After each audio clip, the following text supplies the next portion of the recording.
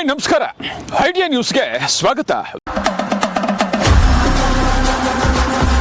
ವೀಕ್ಷಕರೇ, ಇಂದಿನ ಕಾರ್ಯಕ್ರಮ ಏನು ಅನ್ನೋದನ್ನ ನೋಡೋಣ. ವೀಕ್ಷಕರೇ, ಮುಳುಬಾಗಿಲಿನಲ್ಲಿ ರಾಜಕೀಯ ದಿನೇ ದಿನೇ ಹಂತವಾಗಿ ಬದಲಾಗ್ತಾ ಇದೆ. ರಾಜಕಾರಣಿಗಳು ಕೂಡ ದಿನೇ ದಿನೇ ಹಂತವಾಗಿ ಬದಲಾಗ್ತಾ ಇದ್ದಾರೆ. ಅವರ ಶೈಲಿ ಕೂಡ ಬದಲಾಗ್ತಾ ಇದೆ, ಅವರ ಧ್ವನಿ ಕೂಡ ಬದಲಾಗ್ತಾ ಇದೆ, ಅವರ ನಡೆ ನುಡಿ ಹಂತವಾಗಿ ಕೂಡ ಬದಲಾಗ್ತಾ ಇದೆ. ಆದರೆ ಇಷ್ಟಕ್ಕೂ ಬದಲಾಗಿರ್ತಕ್ಕಂಥದ್ದು ಏನು? ಅದರ ಮುಳುಬಾಗಿಲಿನಲ್ಲಿ ಇವತ್ತು ಕಾಂಗ್ರೆಸ್ ಆಗಿರ್ಬೋದು, ಜೆಡಿಎಸ್ ಆಗಿರ್ಬೋದು, ಬಿಜೆಪಿ ಆಗಿರ್ಬೋದು, ಎಲ್ಲ ರಾಜಕಾರಣಿಗಳು ಕೂಡ ಒಂದು ಆಸೆ ಇರ್ತದೆ. ಗ್ರಾಮ ಪಂಚಾಯಿತಿ ಸದಸ್ಯರಾದ್ರೆ ನಾನು ಪಂಚಾಯಿತಿ ಅಧ್ಯಕ್ಷನಾಗಬೇಕು ಅಂತಾರೆ. ಪಂಚಾಯಿತಿ ಅಧ್ಯಕ್ಷ ಆದ್ಮೇಲೆ ನಾನು TPS ಬರಬೇಕು ಅಂತಾರೆ. TPS ಅಲ್ಲಿ ಗೆದ್ದ ಮೇಲೆ ಜಿಲ್ಲಾ ಪಂಚಾಯತಿಗೆ ಬರಬೇಕು ಅಂತಾರೆ. ಆದ್ರೆ ಜಿಲ್ಲಾ ಪಂಚಾಯತಿಗೆ ಬಂದು ಒಂದಷ್ಟು ಜನರ ಜೊತೆ ಸೇವೆ ಮಾಡಿ ಒಂದಷ್ಟು ಎಲ್ಲೋ ಒಂದ್ ಕಡೆ JDP ಆಗಿದ್ದೀನಿ, ಮುಳುಬಾಗಿಲಿನಲ್ಲಿ ಎಲ್ಲೋ ಒಂದ್ ಕಡೆ ಜನರಲ್ ಆದ್ರೆ ನಾನು ಒಂದು MLA ಆಗ್ಬೇಕು ಅನ್ನೋದು ಕನಸು ರಾಜಕಾರಣಿಗಳಲ್ಲಿ ಬಹಳ ಬರ್ತಾ ಇದೆ. ಎಸ್, ಇಷ್ಟಕ್ಕೂ ಆ ರಾಜಕಾರಣಿ ಯಾರು?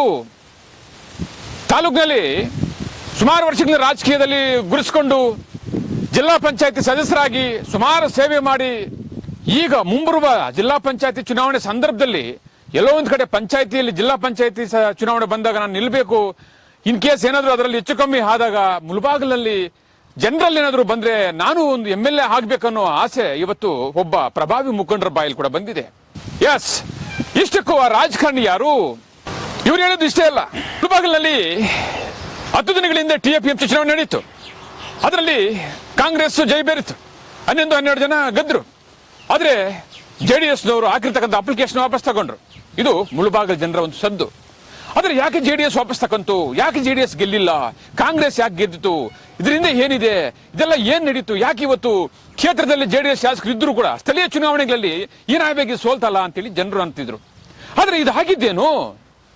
JDS ವಾಪಸ್ ತಗೊಂಡಿದ್ದೆ ಯಾಕೆ? JDSನವರು ಚುನಾವಣೆಗೆ ಸ್ಪರ್ಧೆ ಮಾಡಲಿಲ್ಲ ಯಾಕೆ? ಕಾಂಗ್ರೆಸ್ನವ್ರು ಗೆದ್ದಿದ್ದೆ ಯಾಕೆ?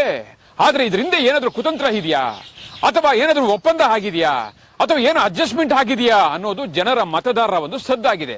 ಆದ್ರೆ ಇವ್ಯಾವೂ ಕೂಡ ಇಲ್ಲ. ಆಗಿದ್ದೇ ಬೇರೆ. ಇವತ್ತು ನಮ್ಮ ಜೊತೆ ಪ್ರಭಾವಿ ಒಬ್ಬ ರಾಜಕಾರಣಿ ಮುಖಂಡರು ಹೇಳ್ತಕ್ಕಂಥ ವಿಷಯ ನೋಡಿದ್ರೆ ಮುಳುಬಾಗಿಲು ರಾಜಕೀಯದಲ್ಲೇ ಒಂದು ಹದಲು ಬದಲಾಗ್ತದೆ. ಏನ ವಿಷಯ? ಆದ್ರೆ ಕಾಂಗ್ರೆಸ್ನವರು JDS ಮತಗಳನ್ನ ಕೀಳೋದಕ್ಕೆ ಪ್ಲಾನ್ ಮಾಡಿದ್ದಾರೆ. ಸುಮಾರು 1000ಕ್ಕಿಂತ ಹೆಚ್ಚು ವೋಟರ್ಸ್ ನ ಕಿತ್ತಾಕಿದ್ದಾರೆ. ನಾವು ಹಾಕಿದ್ರು ಕೂಡ ಸೋಲ್ತೀವಿ ಅನ್ನೋ ಒಂದು ಕಾರಣಕ್ಕೋಸ್ಕರ JDSನವರು ಹಾಕ್ಲಿಲ್ಲ. ಆದ್ರಿಂದ ಕಾಂಗ್ರೆಸ್ನವರು ಗೆದ್ದಿದ್ದಾರೆ ಅಂತ ಹೇಳಿ ಇವತ್ತು ಪ್ರಭಾವಿ ರಾಜಕಾರಣಿ ಒಬ್ಬ ಮುಖಂಡ ನಮ್ ಜೊತೆ ಹೇಳಿದ್ದಾರೆ. ಈ ರೀತಿ ಮಾಡಿರ್ತಾರ? JDS ವೋಟರ್ನ ಹಾಕಿದ್ರು, ಆದ್ರೆ ಇವರು ಅಧಿಕಾರದಲ್ಲಿ ಇಲ್ವಲ್ಲ. ಸ್ಥಳೀಯ ಕ್ಷೇತ್ರದಲ್ಲಿ ಅಧಿಕಾರ ಇಲ್ದಿದ್ರು ಕೂಡ JDS ವೋಟರ್ಸ್ ಕಿತ್ತಿದ್ಯಾರು? ಬೇಕಾಗಿ ಕಿತ್ರ ಅಥವಾ ಕಿತ್ತಿಲ್ವಾ? ಇಷ್ಟಕ್ಕೂ ನಡೆದಿದ್ದೇನು? ಜೊತೆಗೆ ಇಷ್ಟೇ ಅಲ್ಲ, ಇದೇ ರಾಜಕಾರಣಿ, ಇದೇ ಪ್ರಭಾವಿ ರಾಜಕಾರಣಿ ಸುಮಾರು ವರ್ಷಗಳಿಂದ ಕ್ಷೇತ್ರದಲ್ಲಿ ಸಮಾಜ ಸೇವೆ ಮಾಡಿದಂತವ್ರು. ಅವ್ರ ತಂದೆ ಕಾಲಿಂದ ಕೂಡ ಒಂದು ಸೇವೆ ಮಾಡ್ಕೊಂಡು ಬಂದ್ರು. ಕೆಲವು ದಿನಗಳ ಸುಮಾರು ವರ್ಷಗಳ ಹಿಂದೆ ಕೂಡ ಜಿಲ್ಲಾ ಪಂಚಾಯತಿ ಸದಸ್ಯರಾದ್ರು. ಅದಾದ ನಂತರ ಮುಳುಬಾಗಿಲಲ್ಲಿ ಜನರಲ್ ಆದ್ರೆ ನಾನು ಕೂಡ ಒಬ್ಬ MLA ಆಗ್ಬೇಕು ಅನ್ನೋ ಒಂದು ಮಾತನ್ನು ಕೂಡ ಇವತ್ತು ನಮ್ಮ ಜೊತೆ ಹೇಳಿದ್ದಾರೆ. ಇಷ್ಟಕ್ಕೂ ಆ ಪ್ರಭಾವಿ ನಾಯಕರು ಯಾರು? ಅವರು JDS ಮುಖಂಡ್ರ, ಕಾಂಗ್ರೆಸ್ ಮುಖಂಡ್ರ? ಬನ್ನಿ ನೋಡೋಣ.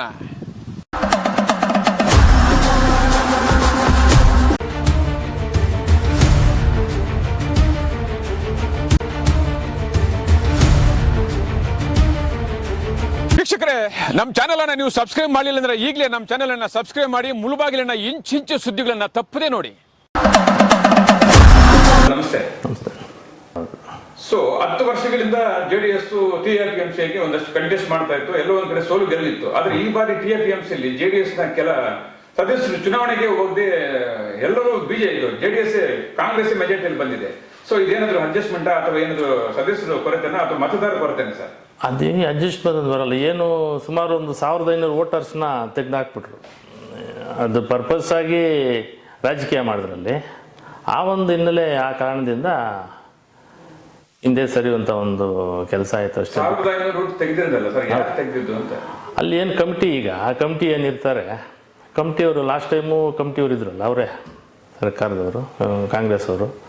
ಸೊ ಆ ನಿಟ್ಟಿನಲ್ಲಿ 1500 ಓಟು ತೆಗೆಯುವಂಥ ಕೆಲಸ ರಾಜಕೀಯ ಮಾಡಿದ್ರು ಅಷ್ಟೇ. ರಾಜಕೀಯ ಮಾಡ ಈಗ ಒಂದು 1500 ಓಟ್ ತೆಗೆದಾದ್ಮೇಲೆ 3,500-4,000 1500 ತೆಗೆದುಬಿಟ್ರೆ ಇನ್ನು 2,000 ಬಂತು. ಎಲ್ಲಿ ಗೆಲ್ಲಿಕ್ಕಾಗ್ತದೆ ಅಂತ ಆ ಒಂದು ನಿಟ್ಟಿನಲ್ಲಿ ನಾವು ಸ್ವಲ್ಪ ಯಾಕೆ ಸುಮ್ಮನೆ ಬೇರೆ ಅಂತ ಹೇಳ್ಬಿಟ್ಟು ಆ ಒಂದು ನಿಟ್ಟಿನಲ್ಲಿ ಅಂದ್ರೆ ಇವರು ಪ್ಲಾನ್ ಮಾಡಿ ತೆಗೆದಿರೋದು. JDS ವೋಟ್ ಜಾಸ್ತಿ ಇದೆ, ಇದನ್ನ ತೆಗೆದ್ರೆ ನಾವು ಗೆಲ್ಬಹುದು ಅಂತ ಪ್ಲಾನ್ ಮಾಡಿ 100%. ಸೊ ಆದ್ರಿಂದ ತಾವು ಸ್ವಲ್ಪ ಹಿಂದೆ ಸೇರಿದ್ರಿ. ಹೌದು. ಎಲ್ಲಿದ್ರೆ ಫೈಟ್ ಮಾಡ್ತಾ ಇದ್ರು. ಫೈಟ್ ಮಾಡ್ತೀವಿ. ಈಗ ಸ್ಥಳೀಯ ಚುನಾವಣೆ ಜೆಡಿಎಸ್ ಇದೆ, ಕೆಲವು ಚುನಾವಣೆಯಲ್ಲಿ ಗೆದ್ದಿದ್ರ ಸ್ಥಳೀಯ ಶಾಸಕರುಗಳು ಇರ್ತಕ್ಕಂಥ ಕ್ಷೇತ್ರದಲ್ಲಿ ಟಿಎಪಿಎಂಸಿ ಅಲ್ಲಿ ಯಾರು ಒಂದೂ ಇಲ್ಲ ಅಂದ್ರೆ ಈಗ ಜನರು ಏನಂತ ಇದ್ರೆ ಎಲ್ಲೋ ಒಂದ್ ಕಡೆ ಏನೋ ಎಡವಟ್ಟಾಗಿದೆ ಅಂತ ಹೇಳಿ ಕನ್ಫ್ಯೂಸ್ ಅಲ್ಲಿ ಇದ್ದಾರೆ. ಆ ಎಡವಟ್ಟಿಗೆ ಉತ್ತರ ಕೊಡೋಕೆ ತಮ್ಮ ಹತ್ರ ಒಂದು ಇಲ್ಲ ಈಗ ಏನಾಯ್ತಂದ್ರೆ ಈಗ ಕೋಆಪರೇಟಿವ್ ಅಂದ ತಕ್ಷಣ ಆ ಕೋಆಪರೇಟಿವ್ ಯಾರು ಇರ್ತಾರೋ ಬಹುಶಃ ಅವ್ರದ್ದು ಮೇಲ್ಗೈ ಸಾಧಿಸುವಂಥ ನಿಟ್ಟಿನಲ್ಲಿ ಕೆಲಸ ಮಾಡ್ತಾರೆ. ಕೋಆಪರೇಟಿವ್ ಎಕ್ಸಾಂಪಲ್ ಶ್ರೀನಿವಾಸಪುರ ತಗೊಳ್ಳಿ, ಶಾಸಕರಿದ್ರೂ ಅಲ್ಲಿ ಕಂಪ್ಲೀಟ್ ಓವರ್ ಆಲ್ ಮೊದಲಿಂದನೂ ರಮೇಶ್ ಕುಮಾರ್ ಬಣ್ಣಾನೇ ಬರ್ತಾ ಇರೋದು. ಎಕ್ಸಾಂಪಲ್ ಹೇಳ್ತಾ ಇರೋದು ನಾನು. ಆ ನಿಟ್ಟಿನಲ್ಲಿ ಇದು ನಮ್ದು ಆ ಥರ ಆಗಿಲ್ಲ. ಬಟ್ ಈಗ ಇದು ಪೇಳ್ಳಿ ಬ್ಯಾಂಕ್ ಮಾಡಿದ್ವಿ, ಅದು ಸ್ವಲ್ಪ ರಾಜಕೀಯ ಇದು ಮಾಡಿದ್ರು ಆದ್ರೂ ನಾವು ಫೈಟ್ ಮಾಡಿದ್ವಿ ಅಲ್ಲಿನ. ಬಹುಶಃ ಇಲ್ಲಿ ಸೊಸೈಟಿದು ಸ್ವಲ್ಪ ತುಂಬ ಹೆಚ್ಚು ಕಡಿಮೆ ಮಾಡಿದ್ರು. 1500 ಓಟ್ ತೆಗೆದ್ರು ಅಂತಂದರೆ ಈಗ ಗೆಲ್ಲಬೇಕಾದ್ರೆ ಒಂದು 100-200 ಓಟಲ್ಲಿ 300 ಓಟಲ್ಲಿ ಗೆಲ್ತೀವಿ. 1500 ಓಟೇ ತೆಗೆದುಬಿಟ್ರು ಅಂತಂದರೆ ರಾಜಕೀಯ ಇಟ್ಕೊಂಡು ಅದು ಸ್ವಲ್ಪ ಹಿನ್ನಡೆನೇ ತಾನೆ.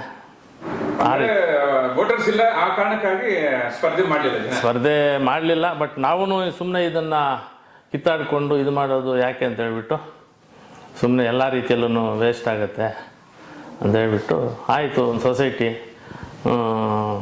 ಚುನಾವಣೆ ಇಲ್ಲದೇನೆ ನಡೆದ್ರೆ ಒಂದು ಒಳ್ಳೆ ರೈತರಿಗೆ ಅನುಕೂಲ ಆಗ್ತದಲ್ವ, ಎಲ್ಲ ರೀತಿಯಲ್ಲಿ ಅನುಕೂಲ ಆಗ್ತದೆ. ಬಟ್ ಕೆಲಸ ಮಾಡಬೇಕಷ್ಟೇ. ಅನುಕೂಲ ಮಾತ್ರನೇ ಕಾಂಗ್ರೆಸ್ನ ಮುಖಂಡರಂದ್ರು ಈ ಬಾರಿ ಚುನಾವಣೆ ಟಿಎಪಿಎಂಸಿ ನಾವು ಇಷ್ಟು ಸೀಟ್ ನಾವು ಗೆಲ್ಬೇಕಾದ್ರೆ ಬಿಜೆಪಿ ಕಾಂಗ್ರೆಸ್ ಜೆಡಿಎಸ್ ಎಲ್ಲರೂ ಹೊಂದಾಣಿಕೆಯಿಂದ ನಾವು ಮಾಡಿದ್ವಿ, ಅದಕ್ಕೋಸ್ಕರ ನಾವು ಮೇಲ್ಗೆ ಸಾಧಿಸಿದ್ವಿ, ಅವರು ಸೈಲೆಂಟ್ ಆಗಿದ್ದಾರೆ ಅಂತ ಈ ಮಾತು ಅಂದ್ರು. ಹೊಂದಾಣಿಕೆ ಅಂತೂ ಇಲ್ಲ. ಹೊಂದಾಣಿಕೆ ಮಾಡೋಂಥ ನಮ್ಮ ಪಕ್ಷದಲ್ಲಿ ಅಷ್ಟೊಂದು ಯಾರು ಹಿಂದೆ ಸರಿಯಲ್ಲ. ಬಟ್ ಕೆಲವೊಂದು ಕಾರಣಗಳಿಂದ ಅಷ್ಟೇ ಆಗಿದ್ದು. ಮಿಕ್ಕ ಇನ್ನೇನು ಬೇರೆ ಯಾವ ಚುನಾವಣೆಯನ್ನು ನಾವೇನು ಬಿಟ್ಕೊಡೋ ಪ್ರಶ್ನೆ ಇಲ್ವಲ್ಲ, ಎಲ್ಲಿ ಬಿಡ್ತಿದ್ವಿ. ಈಗ 15 ವರ್ಷ ಅಧಿಕಾರ ಇಲ್ಲ ಅಂದ್ರೂ JDS ಭದ್ರಕೋಟೆ ಅನ್ನೋದು ಎಲ್ರಿಗೂ ಸಾಬೀತಾಗೋಗಿದೆ. ಮುಂದಿನ ದಿನಗಳಲ್ಲೂ ಅಷ್ಟೇ. ಮುಂಬರುವ ವಿಧಾನಸಭೆ ಚುನಾವಣೆ ಬಗ್ಗೆ ಯಾವ ರೀತಿ ನಿಮ್ಮ ಪಕ್ಷ ಸಿದ್ಧತೆ ಮಾಡ್ತಾ ಇದೆ ಸರ್? ಇನ್ನೂ 2 ವರ್ಷ ಇದೆಯಲ್ಲ.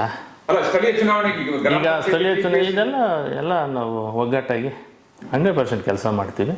ಗೆಲ್ಲೋದ್ರಲ್ಲಿ ಎರಡನೇ ಮಾತಿಲ್ಲ, ಗೆದ್ದೇ ಗೆಲ್ತೀವಿ. ಈಗ ನೀವು ಒಂದು ಕಳೆದ ಚುನಾವಣೆಯಲ್ಲಿ ಜಡ್ಪಿ ಸದಸ್ಯರಾಗಿ ನೀವು ಪಕ್ಷದಲ್ಲಿ ಒಂದಷ್ಟು ದುಡ್ಕೊಂಡು ಬಂದಿದ್ರಿ. ಸೊ ಈ ಬಾರಿ ಇನ್ನೇನು ಕೆಲವೇ ದಿನಗಳು ಕೂಡ ಇದೆ, TGS ಜಡ್ಪಿ ಚುನಾವಣೆ ಬರ್ತಾ ಇದೆ. ಸೊ ತಾವೇನಾದ್ರೂ ಮುಂಬರುವ ಚುನಾವಣೆಯಲ್ಲಿ ಜಡ್ಪಿಗೆ ನಿಲ್ತೀರಾ ಸರ್? ಅಲ್ಲ, ನಿಲ್ಬೇಕು ಅಂತಿದ್ದೀನಿ. ಬಟ್ ನಮ್ಮ ಹೈಕಮಾಂಡ್ ಎಲ್ಲ ನಾಯಕರ ತೀರ್ಮಾನ, ಜನರ ತೀರ್ಮಾನ. ಎಲ್ಲೋ ಒಂದ್ ಕಡೆ ನಿಮ್ ಕ್ಷೇತ್ರ ಜನರಲ್ ಬರಲ್ಲ, ಈ ಸಾರಿ SC ಆಗ್ಬೋದು ಅಂತ ಹೇಳ್ತಿದ್ದಾರೆ. ಈ ರೀತಿ ಆಗ್ಬೋದಾ? ಹೇಳಕ್ಕಾಗಲ್ಲ, ಅದು ಆಗ್ಬೋದು. ಇನ್ ಕೇಸ್ ಏನಾದ್ರು SC ಬಂದಾಗ ನೀವು ಯಾವ ಕ್ಷೇತ್ರಕ್ಕೆ ಹೋಗ್ತೀರಿ ಸರ್? ಇಲ್ಲ ಆ ಥರ ಏನಿಲ್ಲ. ನಮ್ಮ ವರಿಷ್ಠರು ಇಲ್ಲಿರ್ತಕ್ಕಂಥ ವರಿಷ್ಠರು ಎಲ್ಲಿ ಹೇಳಿದ್ರೆ ಅಲ್ಲಿ ಬೇಕಾದರೆ ಸ್ಪರ್ಧೆ ಮಾಡ್ತೀನಿ. ಬೇಡ ಅಂತಂದ್ರೆ ಆರಾಮಾಗಿ ಕೆಲಸ ಮಾಡಿ ದುಡಿದು ಗೆಲ್ಲಿಸುವಂಥ ಪ್ರಯತ್ನ ಮಾಡ್ತೀವಿ.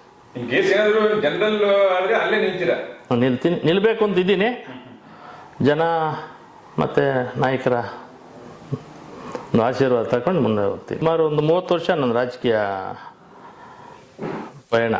ಅದ್ರ ಹಿಂದೆ ನಮ್ಮ ಅಪ್ಪ ಅವರಿದ್ದರು, ಅವರೊಂದ್ಸಲ RMC ಅಧ್ಯಕ್ಷರು ಬೇರೆ ಆಗಿದ್ದರು, ಪೇಳ್ಳಿ ಬ್ಯಾಂಕ್ ಡೈರೆಕ್ಟರ್ ಆಗಿದ್ದರು, ಚೇರ್ಮನ್ರಾಗಿದ್ದರು. ನಮ್ಮ ಬೀರೇಗೌಡರು ಇದ್ರಲ್ಲ, ಆ ಬೀರೇಗೌಡರ ಕಾಲದಿಂದ ಅವ್ರ ಜೊತೆ ಇದ್ದವ್ರು ನಮ್ಮ ತಂದೆ ಮುನಿಶ್ಯಾಮಗೌಡರು, ಬೀರೇಗೌಡರು, ಮತ್ತು ವಾಸುದೇವ್ ರಾವ್, ಮಂಡಿಕಲ್ ವೆಂಕಟೇಶ್. ನಿಲ್ತೇನೆ, ಅದರಲ್ಲಿ ಎರಡನೇ ಮಾತು. ಅದಕ್ಕೇನಂತೆ, ಪಕ್ಷನಿಷ್ಠೆ ಅಷ್ಟೇ.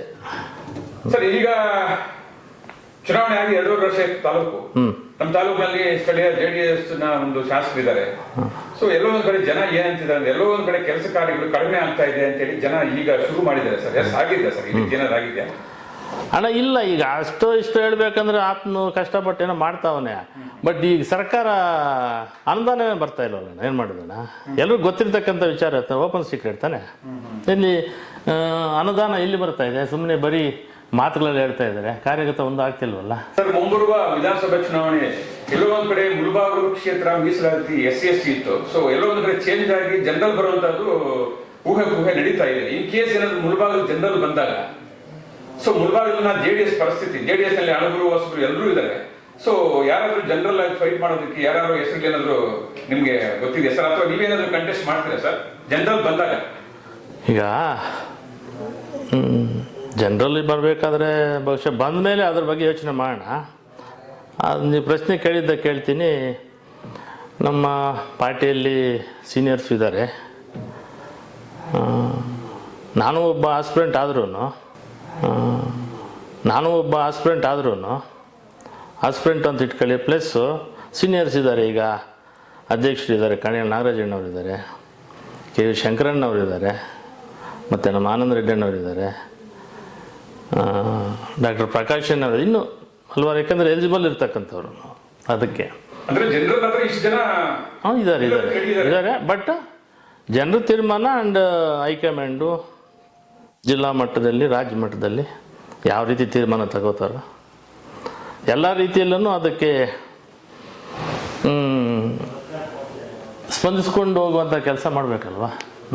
ಅಂದ್ರೆ ನೀವು ಹೇಳೋ ಪ್ರಕಾರ ಜನರಲ್ ಏನಾದರೂ ಮುಳಬಾಗಿಲು ಕ್ಷೇತ್ರ ವಿಂಗಡಣೆ ಆದಾಗ ಜನರಲ್ ಏನಾದ್ರು ಬಂದ್ರೆ ಜನರಲ್ಲಿ ಇಷ್ಟು ಜನ ಇದ್ದಾರೆ ಅದರಲ್ಲಿ ಎರಡನೇ ಮಾತು ಇದ್ದಾರೆ, ಎಲ್ಲರನ್ನೂ ಸೇರಿಸಿ ಹೈಕಮಾಂಡ್ ಯಾರು ಗೆಲ್ತಾರೆ ಅವರು ಅಷ್ಟೇ 100%. ಬಟ್ ಇದು ಬೇಕಲ್ವಾ, ಹಣೆ ಬರಹ ಮುಖ್ಯ, ಎಷ್ಟೇ ಇಲ್ಲಿ ಏನೇ ಇಲ್ಲಿ ಅಲ್ವಣ. ಹೌದು, ಅದಿಲ್ಲ ಅಂದ್ರೆ ಏನು ಮಾಡೋಕ್ಕಾಗಲ್ಲ, ಸಾಧ್ಯನೇ ಇಲ್ಲ, ಏನೂ ಆಗಲ್ಲ, ವಿರಳವಾಗಿರ್ತಾರೆ. ನಿಮ್ಮ ಪ್ರಕಾರ ಮುಂಬರುವ ವಿಧಾನಸಭೆ ಚುನಾವಣೆಯಲ್ಲಿ ರಾಜ್ಯದಲ್ಲಿ ಯಾವ ಸರ್ಕಾರ ಅಧಿಕಾರಕ್ಕೆ ಬರ್ಬೋದು ಸರ್? 100% NDA ಬರುತ್ತೆ, 100% NDA ಬರುತ್ತೆ. ಬಿಜೆಪಿ JDS ಎರಡೂ ಸೇರಿ ನನ್ನ ಅಂದಾಜಿಗೆ ಒಂದು 150 ಸೀಟ್ಗಂತೂ ಕಡಿಮೆ ಅಂತ ಆಗಲ್ಲ, 150ರಿಂದ 160 ಸೀಟ್ ಬರುತ್ತೆ. ಇಂತಹ ವಿಡಿಯೋಗಳು ನೋಡಬೇಕಾದ್ರೆ ಐಡಿಯಾ ನ್ಯೂಸ್ ಅನ್ನ ಸಬ್ಸ್ಕ್ರೈಬ್ ಮಾಡಿ, ಶೇರ್ ಮಾಡಿ, ಲೈಕ್ ಮಾಡಿ. ಕ್ಯಾಮರಾಮನ್ ಗೌತಮ್ ಜೊತೆ ಐಡಿಯಾ ಮಂಜು, ಐಡಿಯಾ ನ್ಯೂಸ್ ಮುಳುಬಾಗಿಲು.